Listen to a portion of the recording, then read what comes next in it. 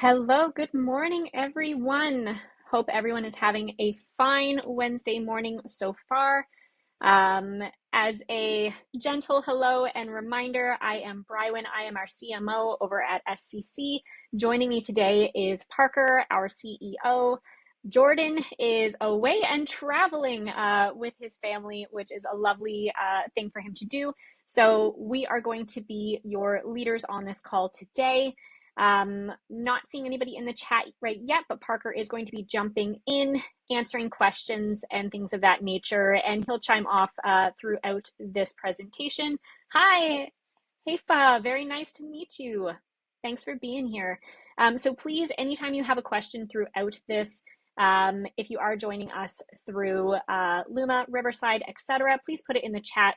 We will have a Q&A period at the end of this, but please anytime jump in. And yeah, Parker, where is everybody based out of? Love knowing where everyone is from. I myself am in Nova Scotia, Canada, and Parker is complete opposite from me on the West Coast in BC. Yeah, no, it's I love so we got some San Diego, California, San Fran, Miami, all popping in. Bora from San Fran. I wonder if that's the Bora we know. But Yes, yeah, it it is is. of course. Bora, what's up, buddy? But yeah, no, I'm really excited to jump into this topic. And Brian's presented like some amazing resources, but yeah, I'll chime in as I see fit. Awesome.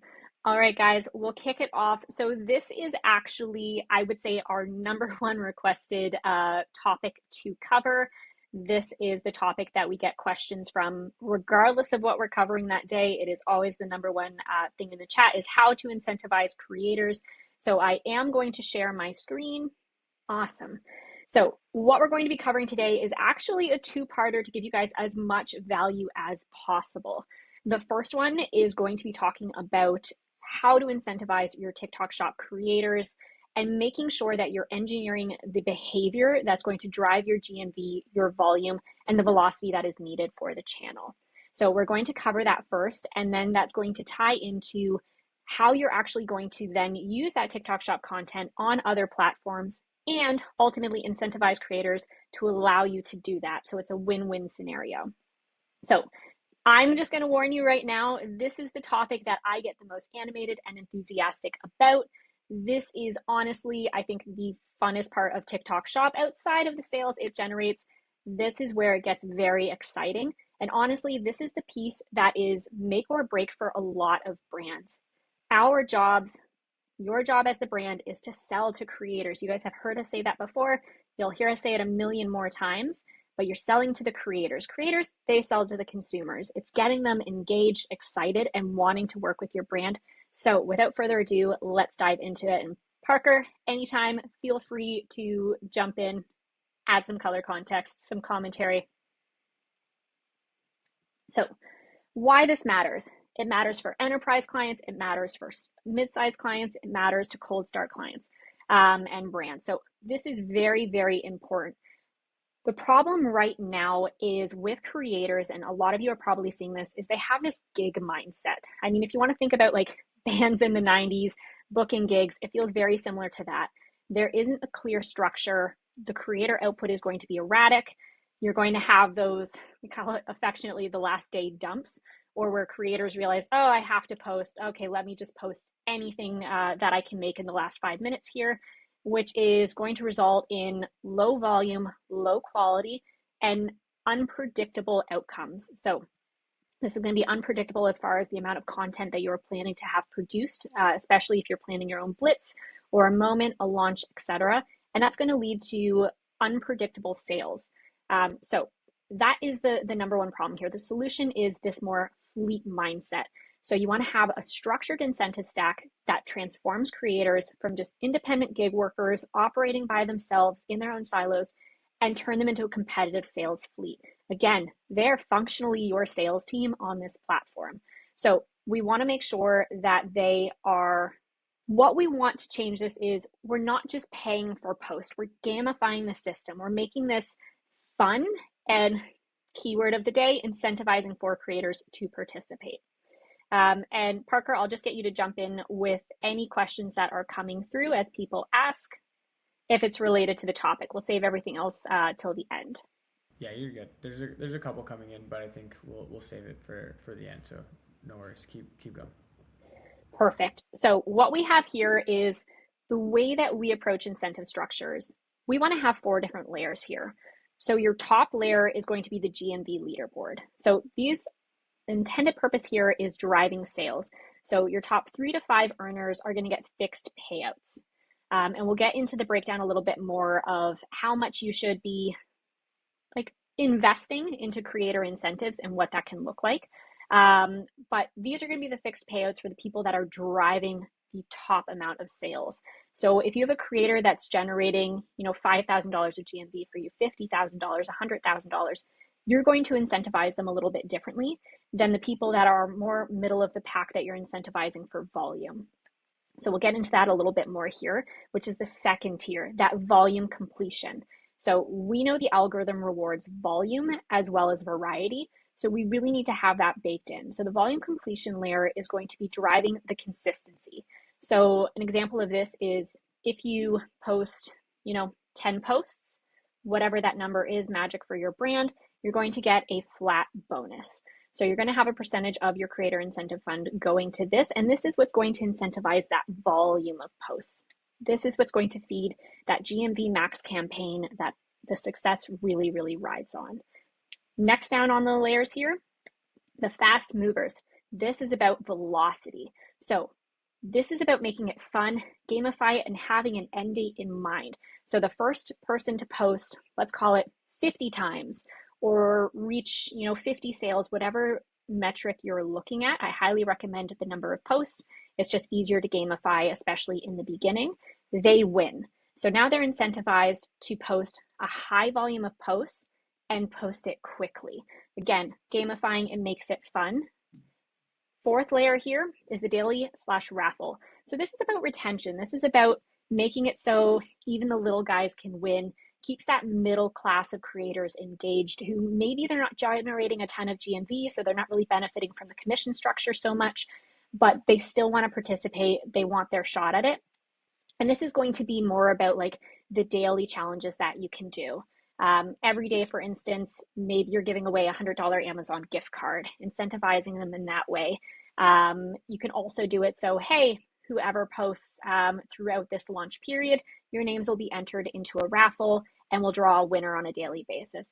Again, makes it fun, incentivizes them in a way that is tied to the success and what you ultimately need from them. So we have our 4 layers here, and it's important that even if you're starting out, test your hand at all of them. Find what works for your own creators, your own creator community, and A and B test it. If you have one launch, try a particular format, try another format the other way where maybe you have the layers weighted a little bit differently. This is a very forgiving channel in that way where so long as you're incentivizing them in a specific manner, you do have some room for movement depending on if you want to have more raffles, because you're starting to find that that is working better for you than necessarily having a bigger pot that's for the top earners if you don't have them identified yet. Parker, anything that you want to add to that? Nothing to add, but Ryan had a good question that I know we're doing Q&A at the end, but it's kind of related directly to this slide. And I know this can vary, but he's asking like, what should like brands expect for a compensation layer for like a range for each kind of step here? I know this varies from brand to brand, and the more aggressive sometimes the better. But do you have like a range you could provide them of like what's working to compensate creators? Yeah, absolutely. And I believe this is actually going to be on one of the next slides that we have here. But really, a good rule of thumb is going to be, you're going to want maybe call it 10% of your budget for this top GMV leaderboard here. You're going to really want to focus the most amount of budget that you have, especially if you don't have them actually identified. Because here's the thing, like the top 3 to 5 earners is going to be based off of the creators that you have in your pool.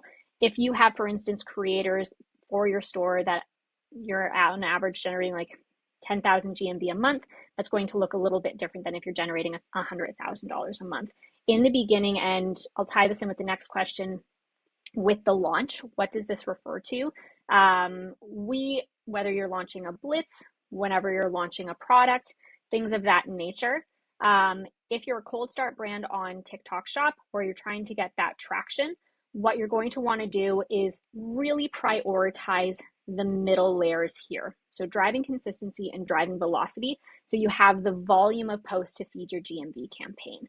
So if you have, let's say, $5,000 that you're going to be using, you're probably going to want to break that up. So maybe 1,000 to 1,500 goes to your top.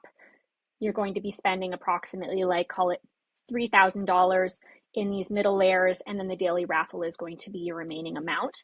It is going to depend on your budget and the volume that you're looking to achieve, as well as the number of creators that you're able to tap into. Perfect. And sorry, every time I look over here, it's because this is where my screen showing the presentation is, and I have to click back to it. So rules of engagement. This is really, really important.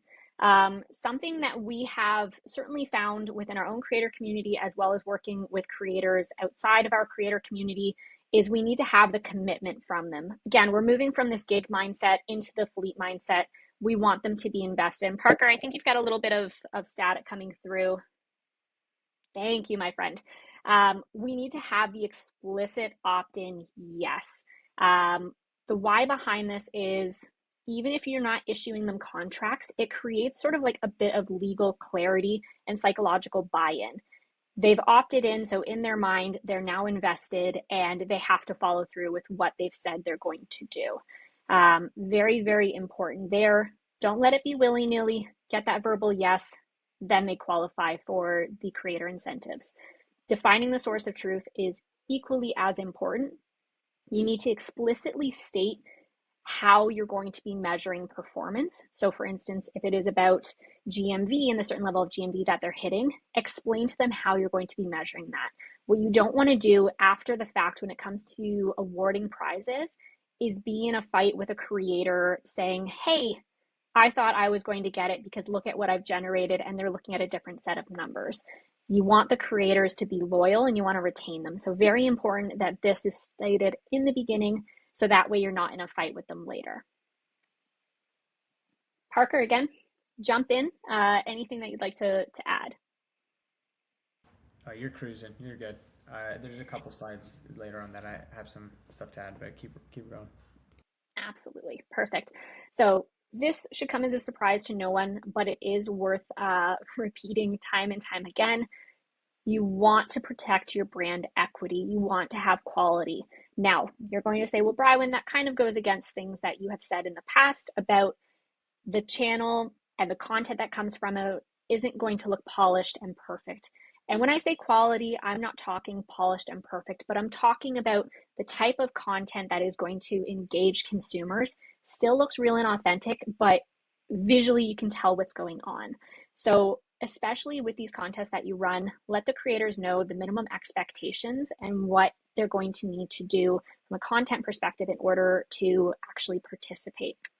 So the 3 golden rules to prevent the spam during volume pushes. We've all seen the content where it's a creator holding it saying, look at my free sample, go buy it, it's on sale. That's not great. I don't want to reward them for that.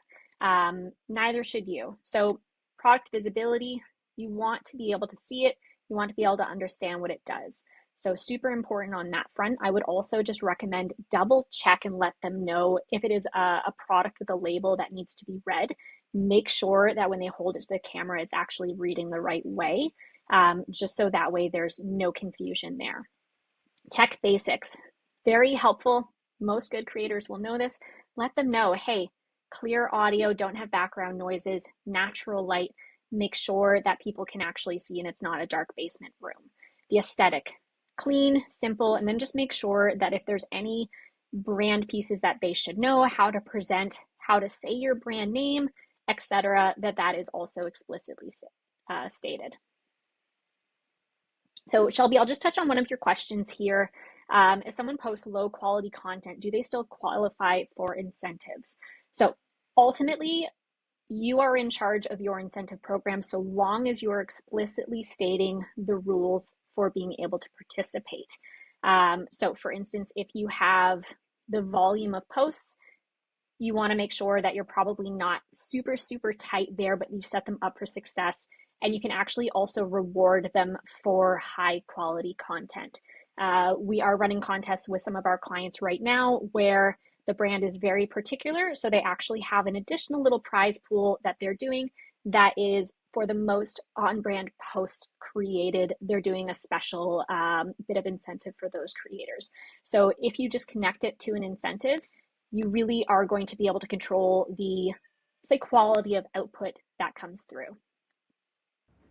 And then where are you putting these rules? I know we're putting some of these in like the onboarding stage for our communities, and it's obviously mainly around the communities. This is just due to Rob's question: is where exactly are you and the team enforcing or reminding the creators of these rules? Oh, great question. So we house everything within a Notion doc specific to each of our clients where we outline all contests, all rules, the prizes up for grabs, all of that good stuff. And we're continuously reminding our creator community. We use WhatsApp. Some of you probably use Discord. Wherever you're speaking to creators, make sure that they have access to the home base where the information is stored and then remind them of it in a like hype up, excited way. Hey, don't forget to post this. Don't forget about this piece of the contest, and then remind your VIPs about like the GMV component of it, that like, hey, you're a high earner for our last campaign. Make sure you participate in this one because this is what's up for grabs. So just wherever you communicate with them, just double down on it. Awesome. And guys, just a reminder, we'll pick some of these questions while we're going through if they correlate directly to the slides, but if not, we'll be going back through the Q&A and giving everybody a chance to answer questions. Perfect. So really the life cycle of this, you're going to do the setup. This is where you're just planning, making sure from a P&L perspective that the incentive that you're actually looking to put in place makes sense, that it fits in with the budget, as well as just that it fits in with your launch window when you want people to post. Make sure that's explicitly clear. Organization is key, planning is key, because that's going to make the execution a whole heck of a lot smoother. I can promise you that. The opt-in, post the rules, get the yes. Again, we talked about this, get the actual opt-in yes from the creators. And then that way you're also going to be able to plan as far as like how many people have committed to certain pieces of it. The pulse. So this is a part of the daily operations. Make sure that you're talking to your creators. Let them know, hey, this is who's winning right now for this contest. These are the incentives that's up for grabs. Like, hey, this is how you can, you know, make as much content as possible. This is how you can make as many different varieties as possible. Just always have that communication with them because they're excited. This is a contest. They want to win. They want to know how they're doing in comparison with their peers in a uplifting way. Please don't pit creators against each other. It's not going to help you in that regard. And then the payout after the contest, very quickly collect the PayPal information from them. That is our recommended way of going about it. But however you pay creators, you can go with that route as well. Audit your winners, verify, collect the proof, and then pay them out quickly. Also recommend during the planning phase and when you're setting the rules is make sure that they understand when the payout period will be. If it's 7 days, if it's 14 days, you don't want to get into that after the fact. If a creator thinks, oh, I won, pay me now, but you're not going to actually pay it for another 14 days, you just want to have clarity on that. So this is, I'll just touch on this very quickly, the commerce layer. So this is what we call our multiplier. So there's a couple of retail tactics that actually like fit in with your creator incentives and go hand in hand. So someone earlier in the chat mentioned like, hey, what's a launch? Does it always have to be a big moment? You can also apply this logic to your flash sales. So if you're having, a timed event where you're scheduling, flash sales, you want to get some things happening, you're able to connect that to your creator incentives and vice versa. If you have a creator incentive window through, for instance, the drop of a product, and you also want to just sweeten the pot a little bit, having a flash sale is a great way to go about that. Because again, you're selling to the creators and they want to know that it's going to be easier for them to generate sales during a specific period. And that comes from flash sales, as well as the use of exclusive creator coupons. And that is really just, again, going to make it easier for them to understand that they are going to make sales, get commission at the same time that they're earning all of these additional little bonuses or eligible to win these additional little bonuses. The other thing here is just like the timing really helps to align these pushes with natural traffic moments. So, like paydays, for instance, if there's holidays, weekends. So, I mean, the easiest example of this of all time is going to be like promotional events where everyone's shopping. Black Friday, Cyber Monday, for instance. You're going to want to have probably your biggest incentive pot and plan of the year is going to be tied to that. So, just something for everyone to think about. Yes, we do recommend Reacher. For those of you not seeing the comments, someone is asking about Karuva. So this is what we were talking about here, specifically for the 5K model. Now, again, as I said previously, your sort of dispersion here is going to vary with where you are at in your life cycle. So if you don't have a ton of people generating GMV, the 50% of your pot going to that top layer isn't going to make as much sense. But once you start having creators that are actually generating that large amount of GMV, then you're able to sort of move things over. So again, this is going to vary depending on where you're at, but you can see here that your leaderboard, in this case for the 5K model, this is typically what we would recommend for our clients that are, say in their second to third month post their Blitz. Probably going to budget about 50% for volume completion. This is going to be, approximately 30%. And then for the fast mover and daily prizes, we've given them each 10%. This is something that, again, highly recommend testing, trying out different things. If you notice that creators aren't interested in the daily prizes, then shift that budget into one of the other realms here. Or if you see, for instance, that you have a lot of top sellers, probably have like 3 to 5 creators generating a ton of GMV. If you actually have 20 that are generating over 50,000 or even like 10,000 each, then potentially you're going to want to have a higher amount in your leaderboard. Brian, there's a question that Rob asked that I think is good to maybe for this slide is that there's campaigns and launches, or what we obviously call in SEC is like Blitz moments, and then there's a kind of like Evergreen TikTok shop strategy. Are you and the team kind of diversifying the incentive based off if it's Evergreen or versus like Blitz or launches, and which ones go hand in hand? So for Evergreen moments, is there a certain incentive program that helps benefit that to incentivize creators to just continue to post rather than it all just being these big batches of content for moments? Great question. So for blitzes, you're going to want to heavily incentivize right at the beginning, which is why we're going to have a separate creator incentive for that blitz moment. For Evergreen, highly recommend that you are budgeting between 2,500 and, I mean, we have some clients spending, 5 figures on creator incentives, just Evergreen every single month. But highly recommend having 2,500 to 5,000 every month that you're able to run like a month-long contest. So that way you can make it easy for yourself where, at the start of the month, you set the rules. Hey, this is what's going to happen. You're then in your outreach able to talk about those contests for the entire month. End of the month, you pick your winners, and that's going to get you obviously the volume and quantity, all of that good stuff, and the ideally quality of content as well throughout the entire month. The reason we talk about the Blitz launches or product launches and making these moments and having a separate creator incentive budget tied to that is specifically because you're probably going to have a timeline on that. So if we think about getting a certain amount of content within a certain window, if you're doing I know Valentine's has passed, but if you're doing an Easter sale, for instance, and maybe you're a kid's product or maybe it's just a spring themed product, and you really need to have a go big or go home moment, you're going to want to have a separate incentive budget connected to that.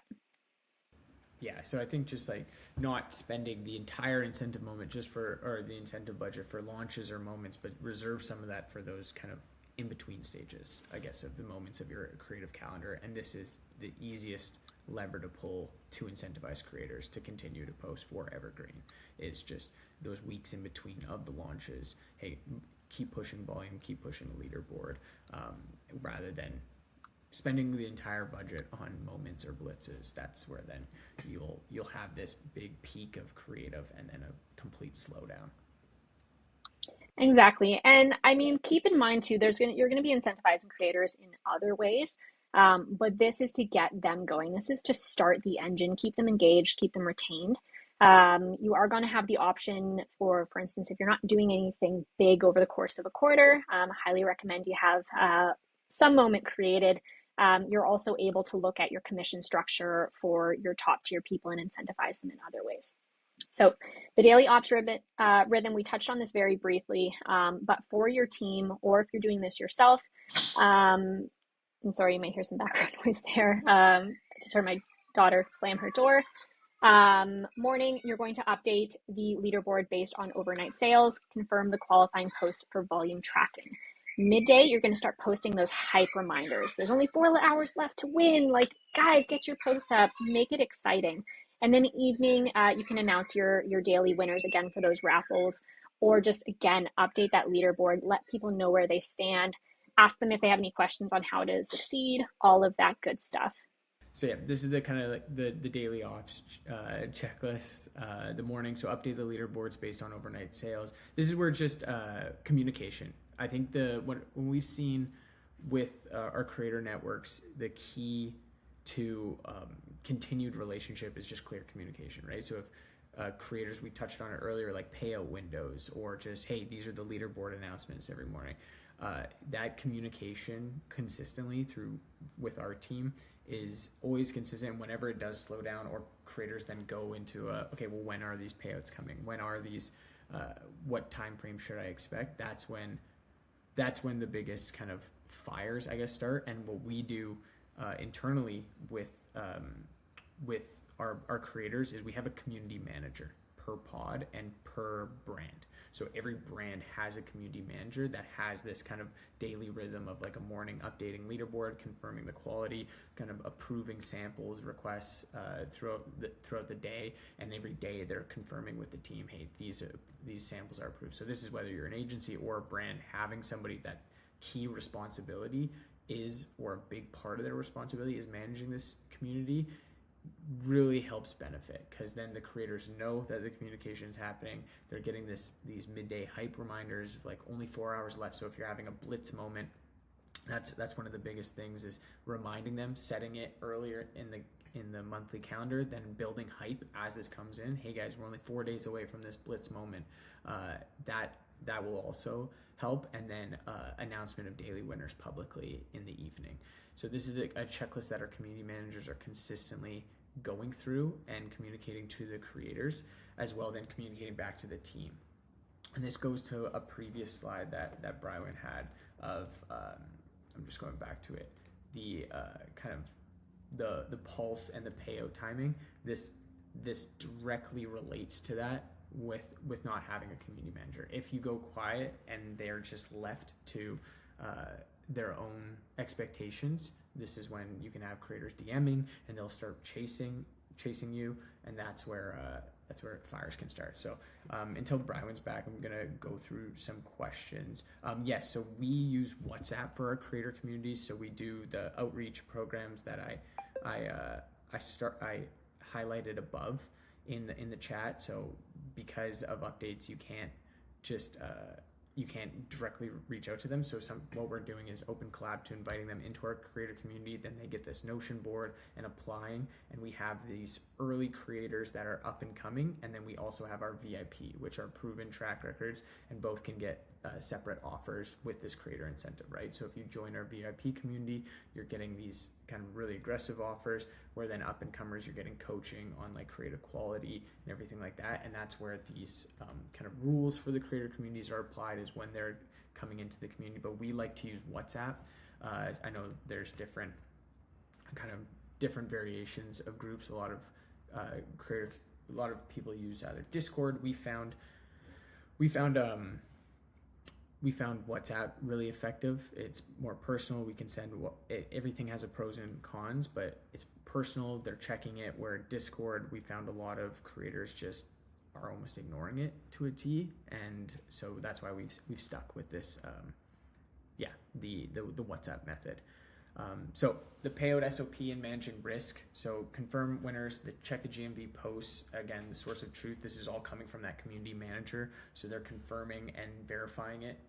And then the store proof. So save the screenshots and report link and use the standard payment rails to then send out the payment to creators in that time management. So Brian touched on it earlier, either like a 7 to 10 days or 14 days, whatever that communication is clear, then honor that through this community manager of finding the proof, confirming the winners, storing the proof, and then paying it through like a secure kind of pay period or something like that.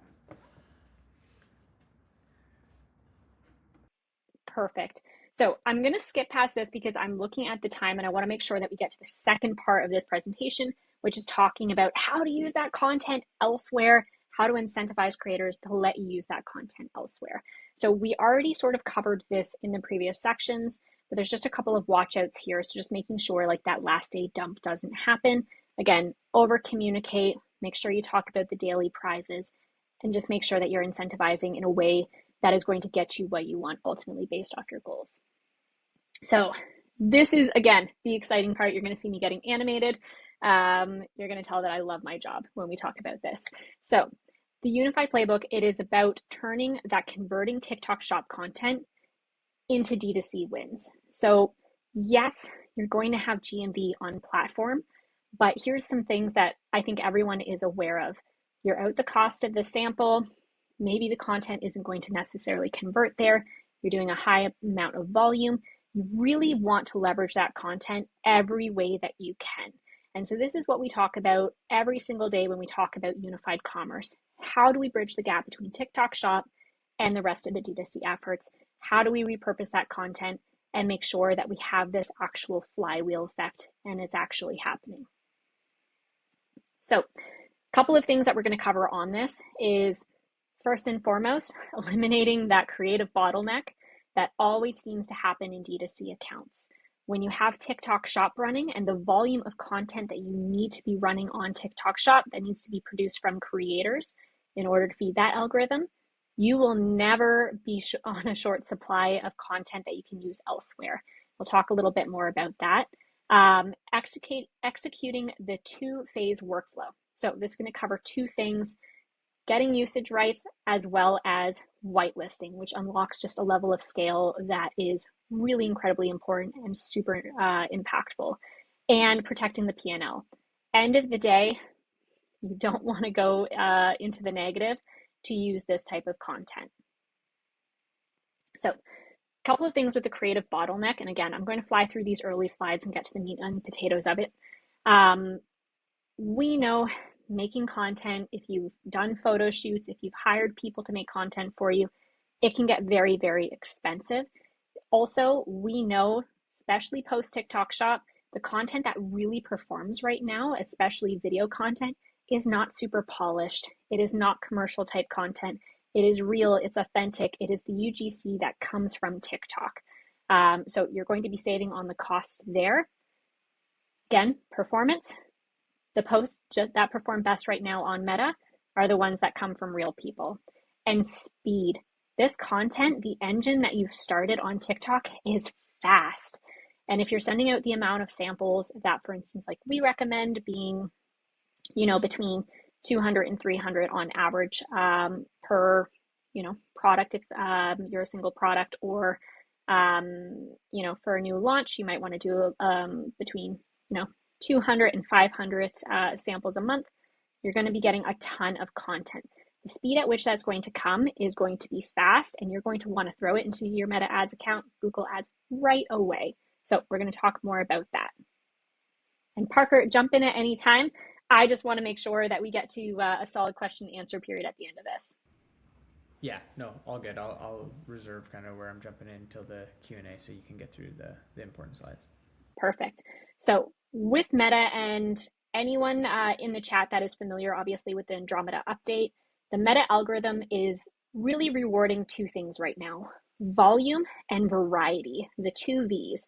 And this is where having TikTok Shop comes very, I almost said in clutch, It's very beneficial because it's going to give you both of those things.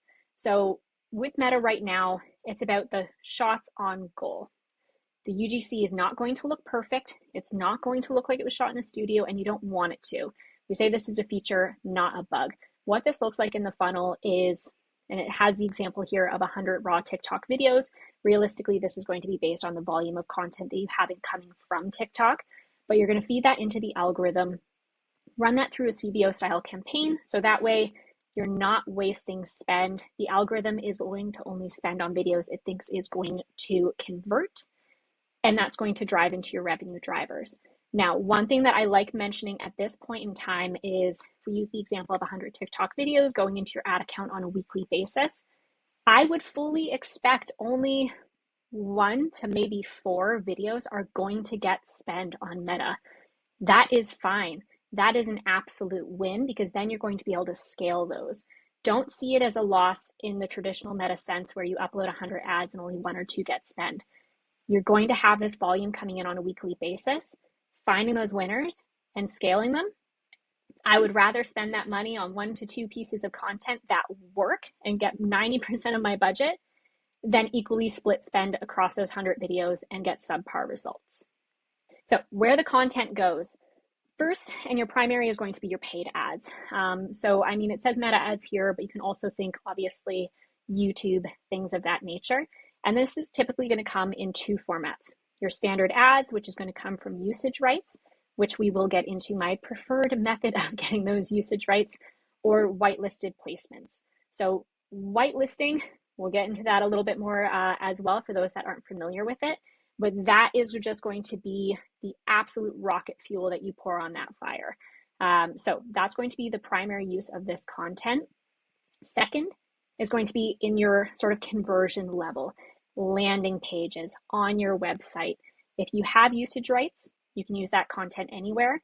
So on your PDP, having that social proof and showing the product in action and showing people content that is already resonating with them on other platforms is going to get you to that higher conversion.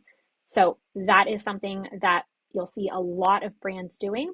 And if you're not doing it, highly recommend. You can either build natively on your shop, use a tool like Replo, things of that nature. It's going to get you where you want to go faster. The third is retention. Email and SMS, incredibly important. It's the closest you're ever going to be to that customer. Show them the type of content that everyone else is loving, that you know that they're going to love. It's going to make it more real. It's going to make it more authentic. And again, increase your conversion rate and the buy-in from those customers. I think this is, I think it was James or Rob or somebody in the chat asked like about Evergreen. This is the importance of kind of incentivizing that Evergreen content, because if you're just incentivizing Blitz moments, which if you followed our content, Blitz should be exclusive offers on TikTok Shop. That's content that is hard to move off the platform. So incentivizing this Evergreen where they're just promoting your products in an Evergreen sense, those are going to be the pieces of content that you can move in Unified. That way it'll actually convert well, rather than talking about an offer that they can only get on TikTok Shop. So if you're spending on Meta and TikTok, and usually a lot of brands are spending their majority budget on Meta, that Evergreen incentive. Yeah, absolutely. Excellent callback. So call this the 2-phase workflow. The tool and platform that we use to do all of what I'm about to talk you through right now is Refunnel. Amazing service, amazing team. If you're not using Refunnel, highly recommend checking it out. It has social listening, which is going to obviously pull in all of that content that is coming from TikTok Shop, coming from your other platforms. It also has one-click usage rights requesting. So immediately once that content comes in, you're going to want to request usage rights, because this is the speed factor. As soon as that content comes in, immediately request usage rights to all of it. It is not the time to be choosy unless you see that a piece of content is, mentions you, but it's actually about a competitor, or is so off the base that it's like, that's horrific. It's actually someone complaining about us, whatever the case might be. Then you can be choosy. But what you really want to do is just get that volume. Not every creator is going to grant usage rights right away. Typically, I'll see about 50% right out the gate say, yes, absolutely, you can use my content. And this is typically going to come through in approximately like 1 to 3 days from the time of requesting.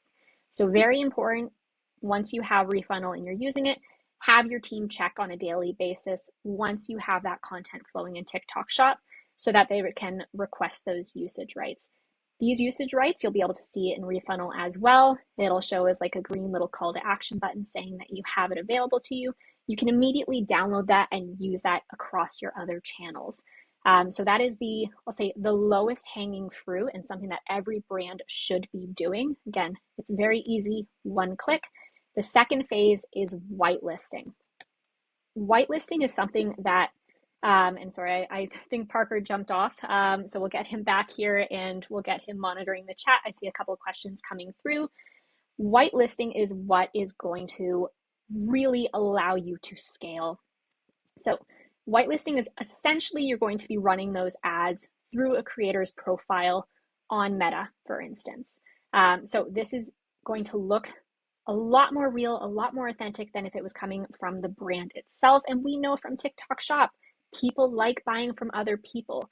So this is going to really boost the trust. You're going to have higher click-through rates. You're going to have higher conversion rates. You're going to have a higher return. So this is also done through refunnel where they have one-click whitelisting.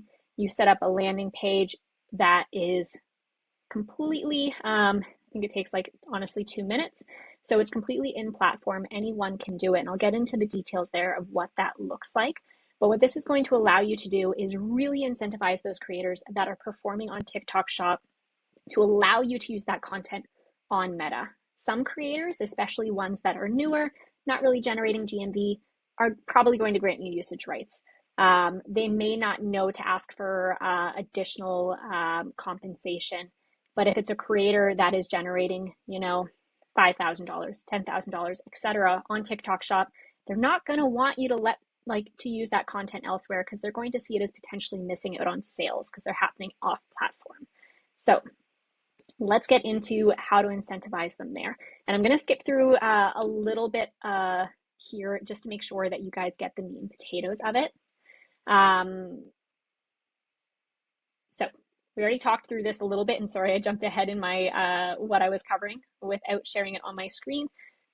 But again, when it comes to selecting who do you want to whitelist, first thing I look at is, well, who's performing on TikTok Shop? Are they driving GMV? Outside of that, do they have consistent output? Are there creators that are generating high quality assets regularly? Those are people that I'm going to want to engage. And are they safe? This is in quotations, but are they safe creators, meaning that there's low compliance risk? If you have creators that are a sort of loose cannon where you never know if they're going to post something that is on brand, if they cuss, things of that nature, you're going to want to be a little bit more choosy there. So on brand, consistent output, high GMV, that is going to be your trifecta.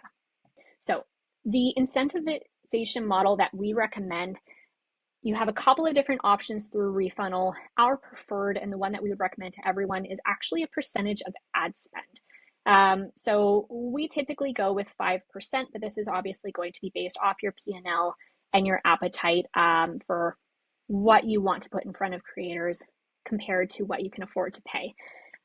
Percentage of ad spend, reason we do this instead of a flat fee. Flat fees are going to give that one-off dopamine hit for creators, but it's not really going to incentivize long-term use. We want to make sure that as we scale their creative, as they scale themselves, we are able to incentivize them long-term. So we want to make sure that that aligns. The reason why it's percentage of ad spend instead of, typical model of percentage of revenue is it is connected directly into Meta. It is connected into the back end, and hopefully nobody on this call trusts Meta in platform for what it is saying the revenue is. It's not going to be 100% accurate. We know that. So we want to focus on a metric that we control, and we control the spend. So by saying 5% of ad spend, we can tell the creator, we can give them examples. Hey, if we spend $5,000, this is what that can look like for you. If we spend $10,000, this is what this can look like for you. So it gives it a real tangible win for them, but it's also connected to our ability to scale their content. We don't want to pay for content that isn't working. So 5% of spend is going to give you the levers that you need to pull and that level of control that you're going to need to see. We already have here, we talked about it a little bit, the importance of opt-in previously for the creator incentives. Opt-in is important here as well. So previously, bottleneck was going to be, for whitelisting, emailing creators, going back and forth, trying to do what I affectionately call the handshake on the back end of Meta. I have spent, a half hour on a call with creators in the past trying to get whitelisted access. With Refunnel, again, it's all handled through their system. It's one click. It is very easy. The solution that they've presented is you can very quickly, in 2 minutes or less, create a landing page that covers all of the details of your program. And then you're able to just send them a link and say, hey, sign up for this. And you can monetize the content you've already made off platform, and you can give them the details. So it is very straightforward, very quick, very easy. If you're doing this yourself, you'll be able to just drop the link to the creators. If you have a community manager like we do, just give the information to them and they can relay the details. I do have the practical playbook here, 10 out of 10 if you screenshot this image so you have it for later, but very, very quick, very easy. Align. So if you have an internal team or you have someone different managing your D2C than your TikTok shop, this checkbox is for you. Make sure those two team members are speaking to one another, that they know, hey, what product are you pushing on TikTok shop? What creators are working, so that way they know who to go to first for what type of content they want to grab from Refunnel. Number 2, request. Make sure those usage rights are being requested daily. You're going to just have more at bats that way. Review. So always, again, you're not being super choosy when you're requesting in Refunnel. Once you have the usage rights, download them and then go through with a fine-tooth comb and make sure that you're actually happy with the bulk of the content. Your goal is not perfection, but it is quality and quantity. Give them to your media buyer. They should be getting between 50 and 200 videos a week based off of the scale and velocity that we've talked about previously, and then optimize. Identify the top performers from that whitelisted content. Make sure that you're inviting top performers into your whitelisting campaign and scale and grow from there. Parker, good to see you, my friend. Welcome back.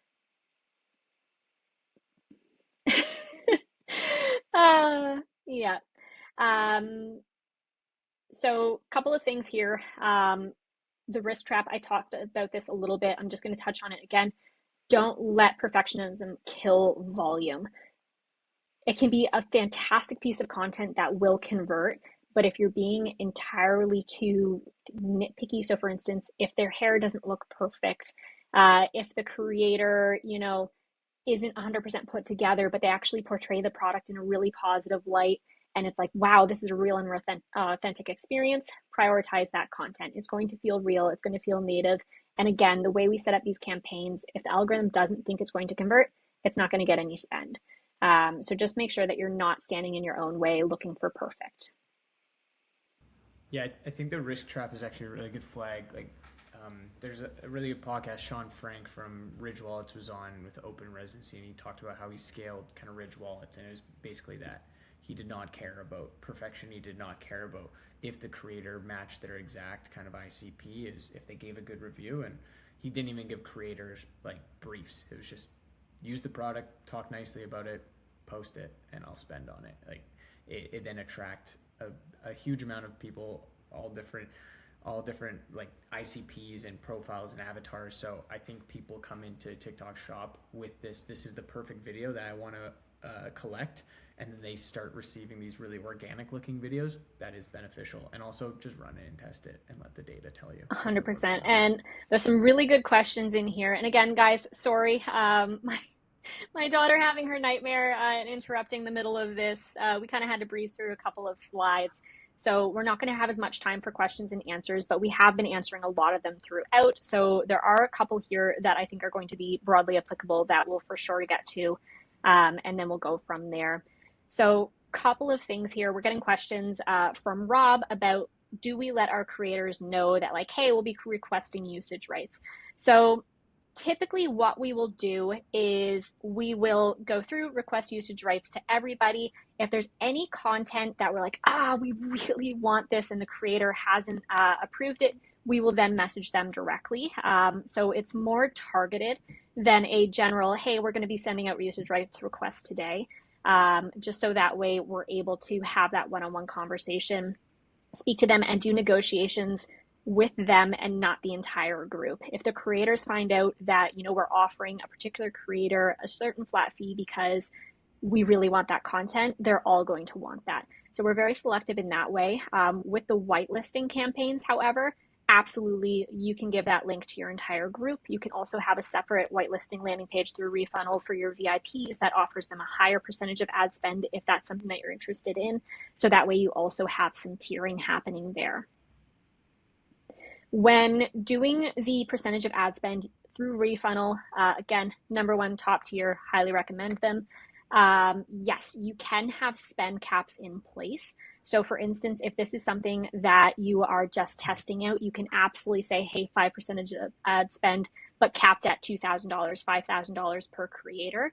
If you want to have some tight controls and you want to get some data first before you necessarily fully dump a massive amount of budget in this. However, I will just say, and I have said this stat multiple times and I'll continue to say it, and with our clients in Unified, what we typically see is at least 90 to 95% of their spend on Meta is going to TikTok shop content, whether that is usage rights or whitelisted. So this is something that you are going to want to make a big priority for you and your media buying team strategy.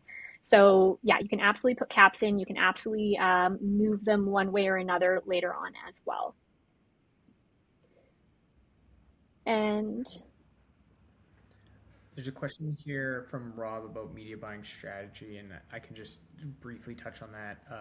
Rob, it definitely depends on your spend, right? Yeah, 50 to 200. I mean, we even have brands getting 10,000 videos a month that we can handpick from. So it definitely depends on spend, but a general kind of media buying thesis on Meta that we do is everything's through Advantage Plus now, and we use a lot of flex ads. So flex ads you can have, so if you're having TikTok Shop promote product A, and you're collecting 50 to 200 videos, well, then you can have flex ads that are organized per product or per offering or even per demographic if you want. So flex ad A in Advantage Plus is 10 to 15 videos for this product and this offering and going to this landing page, and then flex. That way you don't have 200 separate ads in your Advantage Plus, and you're having then 10 to 15 different flex ads with 10 to 15 different ads in each flex ad, and you're just giving the algorithm full capability of mixing and matching. And that's this kind of customized advertising strategy for the consumer, right? You're doing 10 to 15 different videos that you're collecting from TikTok, and then 5 to 10 different versions of copy and headlines, and then giving the AI the ability to mix and match these and everything through Advantage Plus. And then we use the 4PI analysis to optimize. But that's a very general theme, but obviously, yeah, if you have that much creative, it should go with your budget, and you don't want to spread it too thin. So it's a bit of a balance here. The cuss I said was biscuits, by the way, if anybody can read lips. Awesome. I think that actually takes us to the end of the questions. If there was any others that people wanted to sneak in very quickly here in the final minutes, absolutely feel free to do so. Again, I know we flew through some elements of this very quickly, but we really wanted to make sure that you guys got the most bang for your buck, for lack of a better phrase. And these two things are highly connected. Incentivizing creators on and off platform needs to be part of your entire strategy. It can't be just TikTok over here and D2C over here. And how to increase volume and encourage creators to stay active in the community and mainly join. Yeah, again, it goes back to the previous first half of this presentation about making sure that you have incentives in place that not only reward, GMV and the volume and the velocity, but also just the daily participation. If I'm a creator that I'm just starting out, I'm not really generating a heck of a lot of GMV, I still need to be encouraged to post multiple times a month. I still want to be encouraged to remain engaged in the creator community. The other thing that I highly recommend to keep them active, not just posting, but also engaging with other creators, is have workshops, do coaching, invest back in creators outside of just the monetary principles. So give them the tools that they need to succeed, give them the playbooks, say, hey, with this particular video, love what you did here. Try doing this in the beginning because that's what's working for other creators. Those coaching opportunities for small mid-level creators is something that they very, very much value. So great question on that. And on that note, thank you, everyone. Again, apologies for the toddler interruption. Glad to see in the comments that other people have been there. I'll mildly die of embarrassment after the fact here, but thank you so much, guys. Great questions. Hope this was of value to you, and stay tuned. Watch out for your emails for the next topic that we will cover. Thanks, everyone. Awesome. Thanks, everybody.